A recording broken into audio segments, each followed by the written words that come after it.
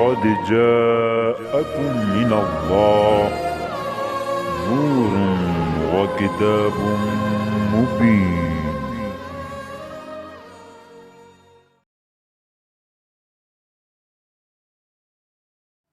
اعوذ باللہ من الشیطان اللعین الرجیم. بسم اللہ الرحمن الرحیم. تمام مومنین کرام کی خدمت میں ایک بار پھر حاضر ہوا ہوں، اور آج ہم نے درس کے لیے انوائٹ کیا ہے عالمی مذہبی رہنما خطیب حرم امام علی بن موسیٰ رضا علیہ السلام، حجت الاسلام والمسلمین علامہ سید محمد عباس نقوی حفظہ اللہ، اور آگاہ کا موضوع ہے اہمیت و اقسام روزہ.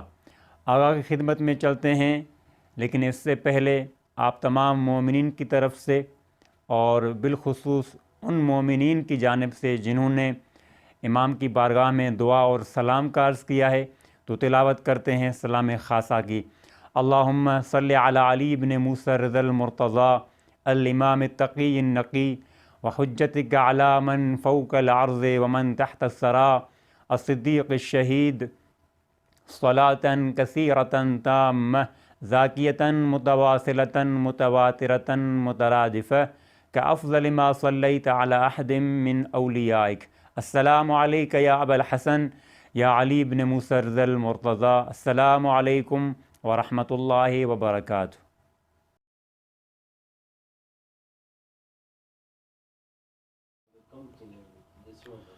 اعوذ باللہ من الشیطان الرجیم. بسم اللہ الرحمن الرحیم.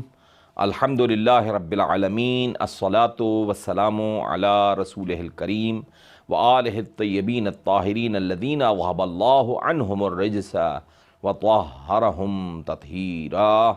اللہم صلی علی محمد وآل محمد واللعنۃ الدائمۃ علی اعدائہم اجمعین. اما بعد، فقد قال اللہ تبارک و تعالی فی محکم کتابہ الکریم و خطابہ المتین و قولہ الحق. بسم اللہ الرحمن الرحیم. کتب علیکم الصیام کما کتب علی الذین من قبلکم. السلام علیکم ورحمۃ اللہ. میرے محترم ناظرین، آپ سب کی خدمت میں ہمارے اس ٹی وی چینل کے ذریعے سے سلام عرض کرتا ہوں. بارگاہ ملکوتی امام رضا علیہ السلام سے آپ سب کے لیے دعا گو ہوں کہ پروردگار عالم ان ایام میں ہمارے تمام مومنین کے لیے یہ موقع فراہم کرے کہ ہم سب مل کر اور اپنے عتبات عالیہ اور ائمہ معصومین کی زیارت کو جائیں، اور یہ وبا پوری دنیا سے ختم ہو جائے، عالم انسانیت محفوظ ہو جائے. دوستان، بڑا خوبصورت موضوع مجھے دیا گیا تھا جس کے سلسلے میں آپ سے میں گفتگو کرنا چاہوں گا، جس میں اقسام روزہ کے سلسلے میں بات ہوئی ہے. فقہی اعتبار سے اگر دیکھا جائے تو روزے کی کچھ اقسام فقہ میں بیان کی گئی ہیں، جن میں سے کچھ روزے واجب ہیں، کچھ روزے مستحب ہیں، اور کچھ روزے تربیتی ہیں، کچھ روزے حرام ہیں. اب آپ ان سے اندازہ لگائیں کہ اقسام روزہ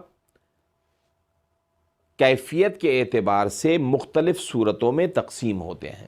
جیسے واجب روزے ہیں.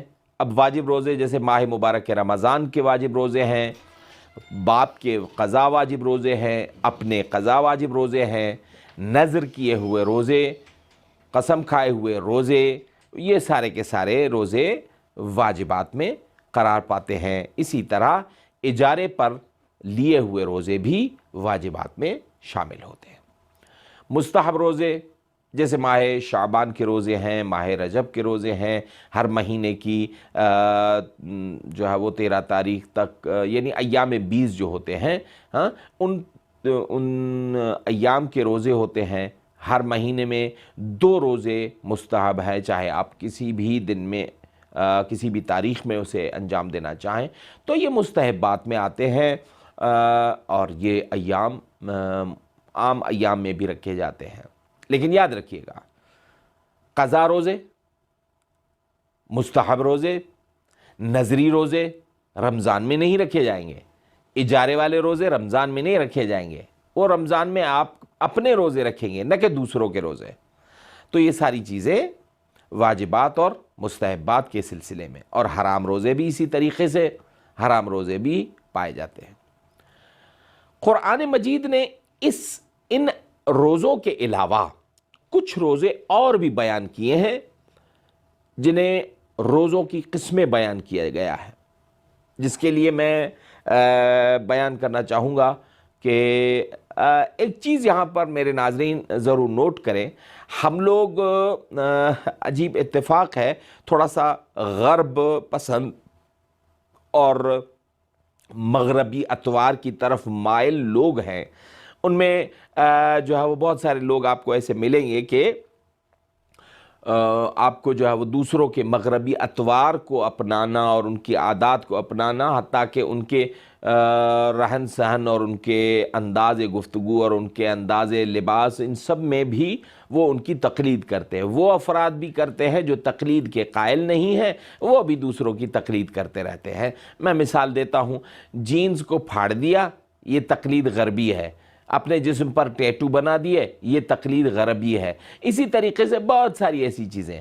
اب آپ دیکھیں گے بچوں کو صحیح سے اردو اور سندھی تک، سرائیکی کی تک بولنا نہیں آتی، لیکن الٹی سیدھی انگلش بولنے کے شوقین رہتے ہیں۔ اچھی بات ہے، ٹھیک ہے، جتنی زبانیں آپ کو آنی چاہیں یہ بہت اچھا ہے، بہت اچھی بات ہے، لیکن کچھ ایسی چیزیں ہیں جن کو کا جاننا بہت لازمی ہے۔ میں مثال دیتا ہوں۔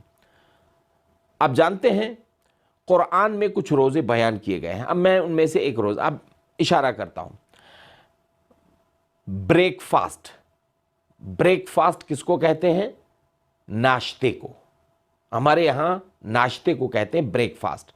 روزے کو انگلش میں کہا جاتا ہے فاسٹنگ، فاسٹنگ یعنی روزہ رکھنا، فاسٹ کا مطلب ہے روزہ، ٹھیک ہے؟ اچھا، ٹو بریکنگ یعنی توڑنا کسی چیز کا، بریک کرنا یعنی توڑ دینا، جیسے اسپیڈ بریکر ہوتا ہے، یعنی اسپیڈ کو کم کر دیتا ہے، توڑ دیتا ہے، ٹھیک ہے؟ کار بریکر، کوئی ایسی مختلف۔ تو لفظ بریک کا مطلب ہے توڑنا یا کھول دینا، ختم کر دینا۔ بریک فاسٹ کا مطلب ہے روزہ کھولنا، روزہ افطار کرنا۔ یہ کہاں سے آیا؟ یہودیوں میں حضرت موسیٰ علیہ السلام وعلی نبینا سلام، ان کے زمانے میں جو روزہ ہوا کرتا تھا وہ رات بھر کا ہوا کرتا تھا۔ لوگ رات کو کھانا پینا کھا کر اور سو جایا کرتے تھے، اور صبح اٹھ کے جو افطار کرتے تھے اسے انگریزی میں کہتے ہیں بریک فاسٹ، یعنی وہ جسے ہم انگریزی میں بریک فاسٹ کہتے ہیں وہ روزے کا افطار۔ یہ یہودیوں کا روزہ تھا۔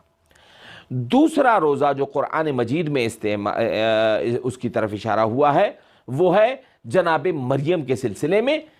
جناب مریم کو یہ کہا گیا تھا کہ ان کی جب عصمت پر بات آئی تھی اور آپ سے کہا گیا تھا تو کہ آپ اپنی عصمت کی گواہی تک کے لیے خاموش رہیے گا، 3 دن کے خاموش رہنے کا روزہ بھی رکھا گیا، جو پھر اس کے بعد متداول ہوتا گیا، اور عیسائیوں میں یہ روزہ بھی شمار کیا گیا، اور وہ لوگ خاموشی کا روزہ 1 دن کا، 2 دن کا یا 3 دن کا آج بھی کیتھولک جو ہیں وہ رکھتے ہیں۔ یہ دوسری صورت۔ تیسری صورت جو ہے وہ امت ناب محمدی صلی اللہ علیہ وآلہ وسلم کی ہے، جن کے لیے پروردگار عالم نے ارشاد فرمایا کہ ثم اتم الصیام الی اللیل، آپ کو روزہ رکھنا ہے سحری سے رات کے ڈھلنے تک کا۔ تو یہاں پر 3 قسمیں اور بھی ہمیں مل گئیں کہ قرآن مجید نے ان کی طرف اشارہ فرمایا ہے کہ ایک وہ روزہ ہے جو ہم پر واجب قرار دیا، کیونکہ قرآن نے، میں نے جو سرنامہ کلام میں عرض کیا تھا، آیت الہی کو پیش کیا تھا آپ سب کے سامنے کہ کتب علیکم الصیام، آپ پر روزے واجب کیے گئے ہیں، کما کتب علی الذین من قبلکم، جس طرح آپ سے پہلی والی امتوں پر روزوں کو واجب کیا گیا تھا۔